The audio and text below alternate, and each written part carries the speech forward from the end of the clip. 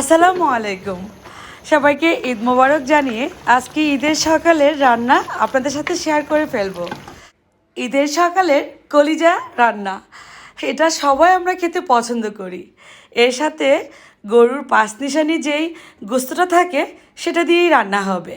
সবচেয়ে মজার যে গোস্তটা সেটা দিয়ে দিচ্ছি, প্রায় 1 থেকে 1.5 কেজির মতো কলিজা আছে, 2 কেজির মতো, সব মিলিয়ে এখানে 3-4 কেজির মতো হবে। এবার আমি ম্যারিনেট করে নিব। গরম পানি দিয়ে ভালোভাবে কলিজাটা ধুয়ে নিয়েছি। অবশ্যই কলিজা ফুটন্ত গরম পানিতে ধুয়ে নিতে হবে, না হয় কিন্তু কলিজা রান্নার পর কালচে কালার হয়ে যাবে। এবার দিয়ে দিচ্ছি আমি 4 কেজি কলিজা আর গরুর গোস্তের জন্য 1 কাপ পরিমাণ রসুন পেস্ট, 1 কাপ পরিমাণ আদা পেস্ট, লবণ দিয়ে দিচ্ছি স্বাদ অনুযায়ী, হলুদের গুঁড়া দিচ্ছি 4 থেকে 5 টেবিল চামচ পরিমাণ, ধনিয়া গুঁড়া 3-4 টেবিল চামচ পরিমাণ, লাল মরিচের গুঁড়াও দিচ্ছি 5-6 টেবিল চামচ পরিমাণ, ভাজা জিরের গুঁড়া দিচ্ছি 3 থেকে 4 টেবিল চামচ পরিমাণ, রান্নার তেল দিচ্ছি 4 থেকে 5 টেবিল চামচ পরিমাণ। অবশ্যই মশলার পরিমাণটা একটু কমই লাগবে কুরবানির গোস্ত রান্নার বেলায়। এবার হাত দিয়ে ভালোভাবে ম্যারিনেট করে নেব। এই ম্যারিনেটের কারণেই কিন্তু এই গোস্তের তরকারি বা কলিজা তরকারির টেস্ট দ্বিগুণ বেড়ে যাবে। দিয়ে দিচ্ছি এখানে 2 থেকে 2.5 কাপ পরিমাণ পেঁয়াজ কিউব করে কাটা। পেঁয়াজ দেওয়ার পর আবারও একটু ভালোভাবে মিলিয়ে নিচ্ছি। এবার চলে যাব কিচেনে। যে পাত্রে রান্নাটা করব দিয়ে দিচ্ছি সরিষার তেল 1 কাপ পরিমাণ, পেঁয়াজ কুচি আবারও দিচ্ছি 1 থেকে 1.5 কাপ পরিমাণ। এর মধ্যে দিব গরম মশলার মধ্যে এলাচ, দারুচিনি, গোলমরিচ, লবঙ্গ, তেজপাতা। 4 কেজি গোস্তের মাপে যে পরিমাণ লাগে আপনারা যেটা পছন্দ করেন আর কি দিতে, সেই পরিমাণ দিয়ে নেবেন। গরম মশলার ফ্লেভারটা আসলে স্বাদ বুঝে দিবেন। দিয়ে দিচ্ছি এবার ম্যারিনেট করে রাখা কলিজা গোস্ত মেলানো। আমি একটা স্পেশাল মশলা করেছি, গরম মশলা, সব ধরনের গরম মশলা একত্রে মিলিয়ে ভালোভাবে টেলে তারপর ব্লেন্ডার জারে গুঁড়া করে নিয়েছি। সেই গুঁড়াটা রান্নার শেষের দিকে দিব। এবার সম্পূর্ণটুকু গোস্ত কলিজা দিয়ে দিলাম।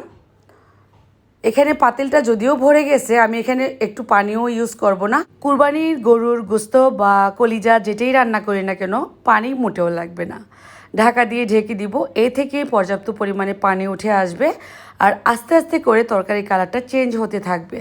যত কষাবো ততই তরকারির টেস্টও বাড়বে আর তরকারির কালারটাও চেঞ্জ হবে। দেখলেই বুঝতে পারবেন কত সুন্দর হয় তরকারির কালারটা। এই তো অনেক পানি উঠে আসছে। এবার আমি তাওয়ার মধ্যে এই পাত্রটি বসিয়ে দিব। লোহার তাওয়ার মধ্যে বসিয়ে 25 থেকে 30 মিনিট রান্না করলে সুন্দর কালার চলে আসবে তরকারির। আর তরকারিটা কিন্তু খুব মজা হবে খেতে। মশলাটা ভালোভাবে কষানো হবে আস্তে আস্তে করে রান্না হলে।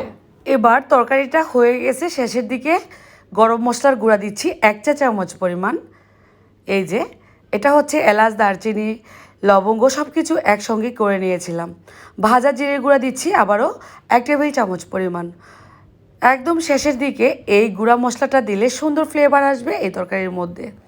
আবারও 2-3 মিনিট ঢাকা দিয়ে ভালোভাবে বলক উঠিয়ে নেব।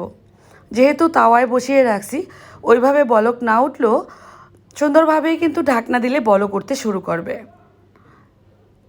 এই যে তরকারি থেকে সুন্দর ফ্লেভার আসতেছে। শুধুমাত্র এই তাওয়ার মধ্যে বসিয়ে রান্না করার কারণেই কিন্তু তরকারির কালারটা সুন্দর আসবে আর আস্তে আস্তে তরকারিটা অল্প সময়ের মধ্যে হয়ে যাবে। কুরবানির গোস্ত রান্না করতে মোটেও সময় লাগে না। অলমোস্ট হয়ে গেল আমার রান্নাটা। এবার আমি লবণটা টেস্ট করে নিব আর চুলাটাও অফ করে দেব। তাওয়াটা একটু মোটা, সেজন্য গরম যতক্ষণ থাকবে ততক্ষণই কিন্তু তরকারিটা ফুটতে থাকবে অল্প অল্প করে। তরকারির কালারটা কত সুন্দর আসছে, এটা কিন্তু আস্তে আস্তে কালারটা চলে আসবে যখন নাকি গরম ভাবটা চলে যাবে। রান্না খুব সহজেই করা যায় যদি প্রসেসটা জানা থাকে। আশা করব আপনারা বুঝতে পেরেছেন। আর কেমন লাগলো আমার আজকের রেসিপি অবশ্যই কমেন্ট করে লিখে জানাবেন। সবাই ভালো থাকবেন, সুস্থ থাকবেন। আজকের মতো আমি বিদায় নিয়ে নিব। আবারও দেখা হবে নতুন রেসিপির সাথে। সবাইকে আবারও ঈদ মোবারক জানিয়ে বিদায় নিয়ে নিচ্ছি। আল্লাহ হাফেজ।